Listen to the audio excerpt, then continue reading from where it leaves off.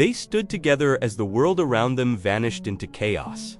The sea roared, people screamed, and yet they held each other's hands, calm, unshaken, and ready to face eternity together.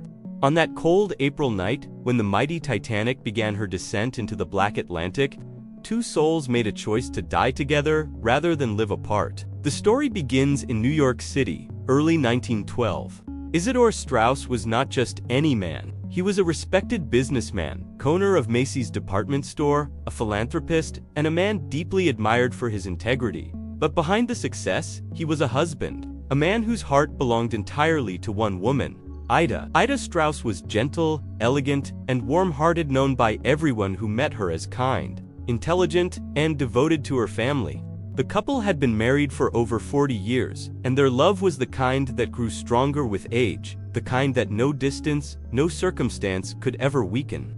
They had 7 children, and by 1912, the Strauses were living a life most people could only dream of: wealth, comfort, respect. But to them, their greatest treasure was simply being together. That spring, they were traveling through Europe, part business, part pleasure. When it came time to return home to New York, they booked passage on a ship that was making headlines everywhere. RMS Titanic, the largest, most luxurious ocean liner ever built, a floating palace, the ship everyone called unsinkable. It was April 10, 1912, when they boarded the Titanic at Southampton.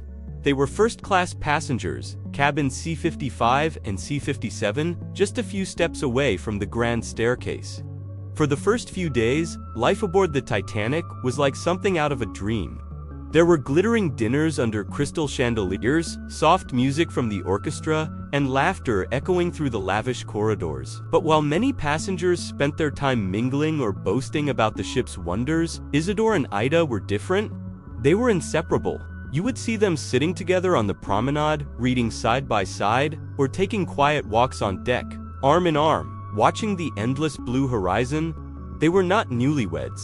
They didn't need grand gestures. Their love was silent, steady, and sure, like the heartbeat of time itself. And even though the Titanic was filled with the wealthiest and most powerful people of the age, it was this elderly couple that drew quiet admiration from everyone around them. The ship was calm that evening. The air was cold and still. The sky was filled with stars, bright and endless. At 11:40 p.m., a sudden jolt shattered the calm. An iceberg had scraped along the starboard side of the ship. The sound was faint, almost harmless, but deep within the Titanic's hull, steel plates had twisted, rivets popped, and the Atlantic began to pour in. Few passengers realized the danger at first. The ship seemed so massive, so indestructible. But within minutes, crew members began rushing through the corridors, their voices trembling as they gave orders no one ever expected to hear. Everyone on deck. Put on your lifebelts. Isidor and Ida were in their cabin when the knock came. Their steward told them to get dressed and come topside. They didn't panic. They had faith in the ship, in the crew. Still, they obeyed. On deck, confusion reigned. The air was freezing, the stars sharp above the dark sea. Officers were lowering lifeboats half empty at first, because many passengers couldn't believe they were really sinking. Isidor helped calm others, guiding people toward safety. He refused special treatment, even though he was well known and respected. "I will not go before the younger men," he reportedly said. It was a choice that revealed his character. Even in chaos, he stood by his principles. Then came the moment that history would never forget. When Lifeboat No. 8 was being loaded, Ida was offered a seat. She was 63 years old, shivering in the night air. Isidor, at 67, helped her step forward. But when the officer told him to follow, he stepped back. "No," he said quietly. "I will not go until I see that every woman and child is safe." The officer hesitated. He knew who Isidor was, but Isidor stood firm. He turned to his wife. "Go, Ida," he told her gently. "You must go. I'll stay behind and wait for another boat." For a moment, the noise around them faded, the cries, the shouting, the groaning of the ship.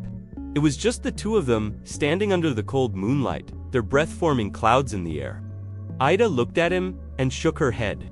"We have lived together for many years," she said softly, "and where you go, I go." She stepped back from the lifeboat and wrapped her arm through his. The officer pleaded.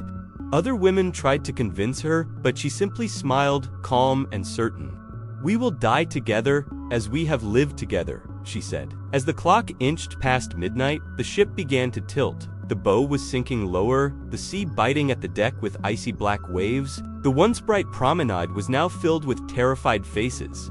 Officers shouted for women and children to step forward, but panic was spreading. The orchestra had moved to the upper deck, playing gentle hymns in a desperate attempt to keep calm alive. Ida and Isidor stood together near the lifeboats, wrapped in heavy coats. Around them, the chaos blurred into something distant, a nightmare that seemed to belong to someone else. Ida reached out and fixed her husband's scarf, her hands trembling from the cold. "It's so cold," she whispered. "I know," he said, holding her close. "But I have you?" Nearby passengers watched, some through tears, as the elderly couple clung to one another while younger, stronger people pushed for space in the lifeboats. A steward approached them once more. "Madam, please, there's room for one more." But Ida simply smiled. "No thank you, my place is with my husband." And then, quietly, she removed her fur coat, a coat that could have shielded her from the freezing wind, and handed it to her maid, Ellen Bird. "Please," she said softly, "you will need this more than I." That moment, small and unrecorded by history books, became one of the purest acts of love ever witnessed that night. It was now 1:40 a.m., the sea was crawling up the decks, devouring the grand ship, bit by bit. Lifeboats were being lowered faster. The cries of separated families filled the night. Ida and Isidor were seen standing near the rail, arm in arm. They had stopped speaking. There was nothing left to say. They had already made peace with their choice. Around them, the Titanic's lights flickered, throwing long shadows across the polished deck. The once mighty liner groaned like a wounded giant. Some passengers later testified they saw the couple seated together on deck chairs as the ship tilted. Others said they were last seen standing by the rail, holding hands as a wave swept across the deck. One survivor remembered hearing Ida's calm voice, "Don't be afraid, we will go together." And then, silence. At 2 a.m., the Titanic's bow was completely submerged. Passengers clung to anything they could: rails, benches, lifeboat, davits. The ship's stern lifted high into the night sky, revealing her massive propellers. The band still played, their music now faint under the roaring sea. Some prayed, others screamed. And among them, two figures remained together, motionless, steadfast. Eyewitnesses from the lifeboats later said that, as the ship went down, they could see a couple near the forward funnel, arms wrapped around each other. When the final plunge came, the Titanic broke in two. The lights went out, and the ocean swallowed everything. Hours later, the sea was calm again, eerily calm. Lifeboats drifted through the icy darkness, calling out for survivors. When the Carpathia arrived at dawn, rescuers pulled hundreds from the frigid Atlantic, but thousands more had already perished. Among the dead recovered in the following days was Isidor Straus. His body was found with his wedding ring still on his finger. Ida's body was never recovered. She vanished into the depths beside the man she loved more than life itself. Back in New York, the news spread quickly.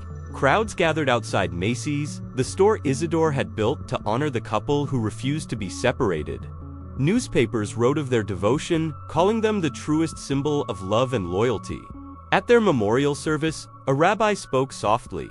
They were united in life, and in death, they were not divided. Over a century later, their names still echo whenever the Titanic story is told.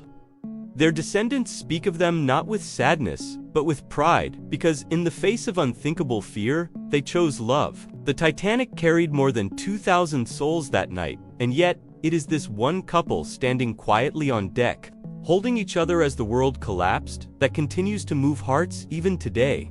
They didn't survive the disaster, but their love did. History remembers the ship that sank, but it should also remember the love that did not. Amid chaos, two hearts refused to let go. And as the ocean claimed the greatest ship ever built, it could not claim the bond between Isidor and Ida Straus. They refused the lifeboat, and found eternity in each other's arms.